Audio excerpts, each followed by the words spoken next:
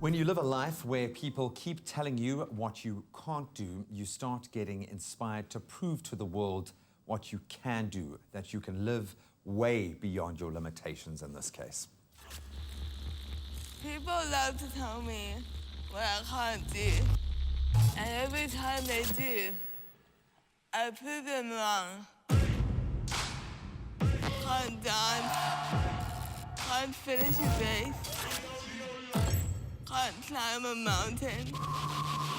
Now, how much do you want to bet that I can't ride this?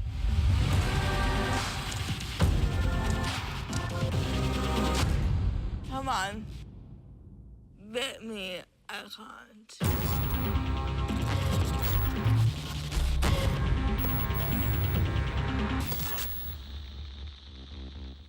Yes, you heard it right. Chaeli Mycroft, who was born with cerebral palsy and uses a wheelchair, someone we love and know really well on the show, is daring you to bet against her as she undertakes her next challenge of riding on horseback for 5 days. Watch me shake my head. I don't think I could ride on horseback for 5 days. Her mother, Zelda Mycroft, joins Expresso to share what drives her unbridled passion for ability activism, where she has become a champion for the differently abled. We've stopped saying disabled a long time ago, certainly when it comes to Chaeli. Zelda, welcome to the show. Thank you so much for having us on again. You know you have an open invitation because you just create the coolest content for us. These ridiculous harebrained schemes. Is there any stopping her? Have you ever seen her not achieve something that she set her, and obviously within reason, but she just seems to have this unquenchable thirst to do more? Well, you know, I think limitations is quite an interesting thing, because who sets limitations? Her body has tried to limit her. It's tried. And has tried.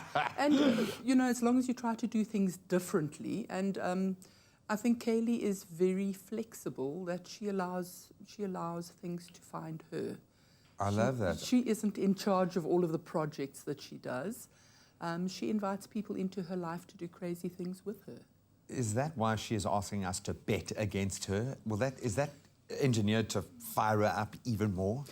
She actually said to people a few days ago, if you don't think I can do it, bet against me. And if you bet against my not doing it, but if you feel I can do it, bet on me. So, you know, she is inspired by people, the doubters and the haters, because when she climbed Kelly, people said, you didn't climb Kelly, you were carried. When she does the comrades, people say, you didn't run, you were pushed. And this is the idea of the horse, because she wants people to see that her body is working, she is an athlete, and that she is doing the work. You know, you mentioned Kilimanjaro, Comrades Marathon. She was the first in her situation to do both of those things. She is competitive, clearly. She is a competitive person. She seriously is. So I have to imagine you have these moments when these harebrained schemes come into fruition, where they actually start becoming a reality. Do you take a big sigh and go, oh my word, all right, so let's go. And how do you process what's going on? I think raising a child who has physical challenges, it's a day-by-day thing often, and it's only sometimes when you look back that you see the journey that you've been on.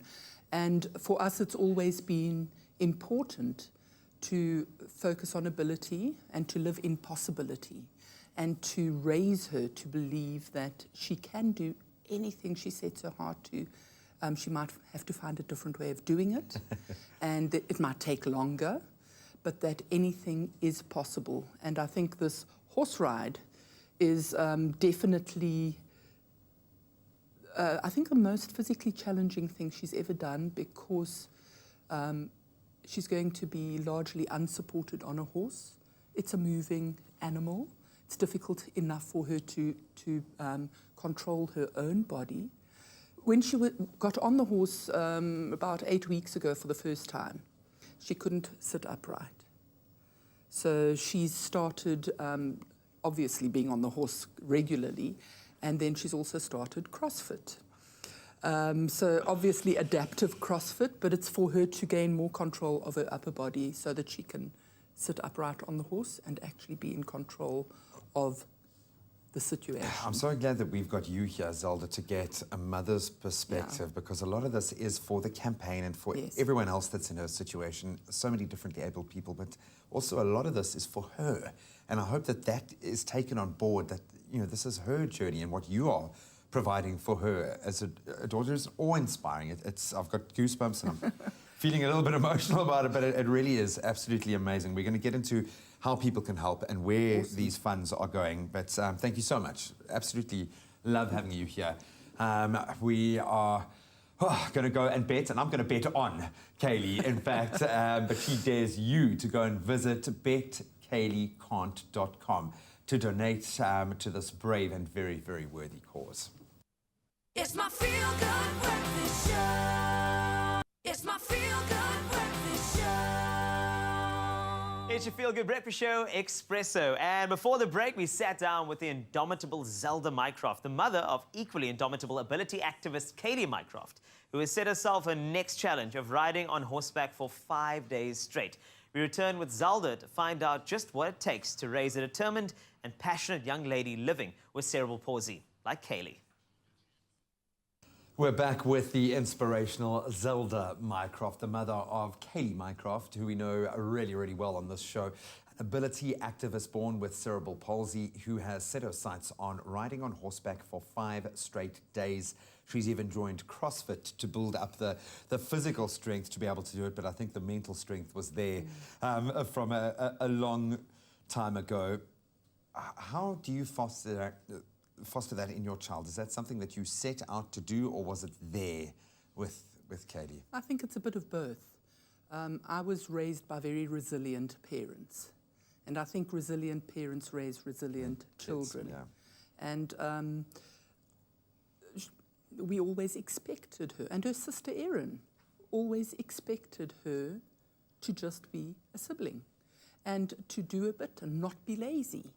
So I think that as a family and as an extended family with the Terry sisters as well, her closest pals, they just treated her like your normal Joe, and obviously helping her when she needs help, but always encouraging her to do things. Do it for herself, For which herself. clearly she is doing.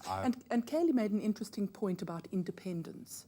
She reckons that people always, and people with impairments, always feel that independence means you have to do things by yourself. Yeah.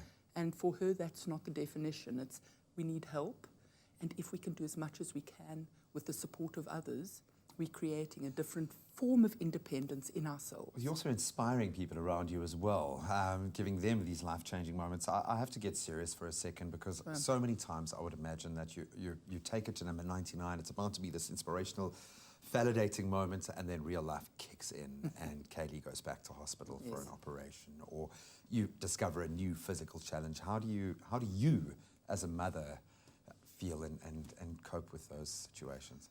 I think that you stop chasing the negatives, you stop thinking of what could happen, and you stop being sad about what's happening in the reality. And it's just a thing. It's a thing to get over, and it's one step at a time. And also the knowledge that challenges make you stronger. And she might be in hospital now with some health issues, but she felt awful from Monday, but she's going to be feeling a lot better today.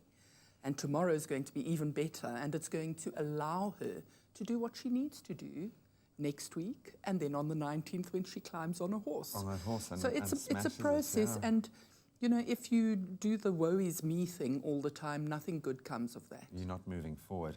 I'd love to get into her job on a global scale in terms of what she's doing, but right now the most important thing is to raise funds, to use this opportunity to raise funds. How can we help? Why must people, from your perspective, someone who is as close as you are to her, get on board, get online, and actually make donations? It's one thing sharing a picture or a video, but we need money here. Indeed.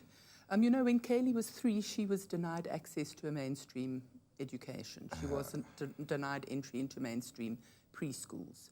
And she and her sister took different paths immediately from that point at the age of 3.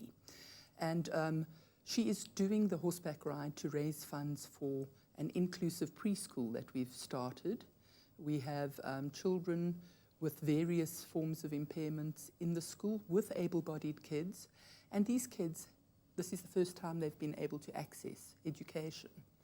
And that's why we're raising the funds. And when you think that Chaeli is finishing off her master's in human rights law, and her thesis deals with the right to education for children with disabilities, had she not been able to access and had a pushy set of support structure when she was 3, that would not have happened. And our children with disabilities now, if the door to education is closed to them at the age of 3, what will their future look like?